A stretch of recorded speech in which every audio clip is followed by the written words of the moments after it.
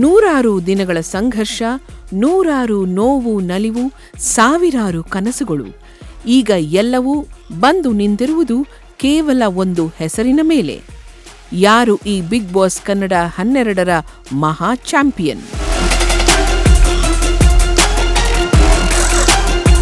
ದೈತ್ಯ ಶಕ್ತಿಯ ರಘು ಅವರ ಈ ಅತಿಯಾದ ತಾಳ್ಮೆ ಮತ್ತು ಸಮಾಧಾನದ ಆಟವೇ ಅವರಿಗೆ ಗೆಲುವಿನ ಸಾಮ್ರಾಜ್ಯ ಕಟ್ಟಿಕೊಡುತ್ತಾ ಅಥವಾ ಫಿನಾಲೆ ಹಂತದಲ್ಲಿ ಅದೇ ಅವರಿಗೆ ಮುಳುವಾಗತ್ತಾ?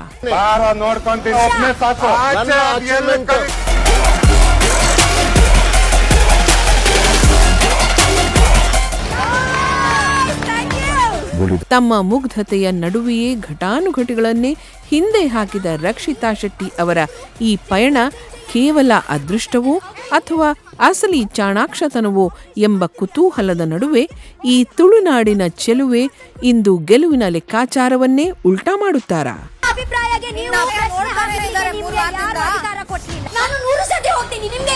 ತಮ್ಮ ನಿಗೂಢ ನಡೆಗಳಿಂದಲೇ ಎದುರಾಳಿಗಳ ಲೆಕ್ಕಾಚಾರವನ್ನೇ ತಲೆ ಕೆಳಗಾಗಿಸಿದ ಧೀರ ಧನುಷ್ ಗೌಡ ಅಬ್ಬರಿಸುವವರ ನಡುವೆ ತಮ್ಮ ಈ ಶಾಂತ ಸ್ವಭಾವದ ಆಟದಿಂದಲೇ ಹೊಸ ಇತಿಹಾಸ ಬರೆಯುತ್ತಾರಾ?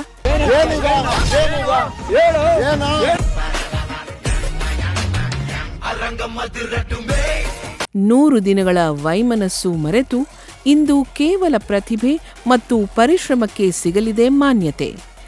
ಯಾರ ಮುಡಿಗೆ ಒಲಿಯಲಿದೆ ವಿಜಯಲಕ್ಷ್ಮಿ? ಬಿಗ್ ಬಾಸ್ ಇತಿಹಾಸದಲ್ಲಿ ಇಂದು ಯಾರ ಹೆಸರು ದಾಖಲಾಗಿದೆ?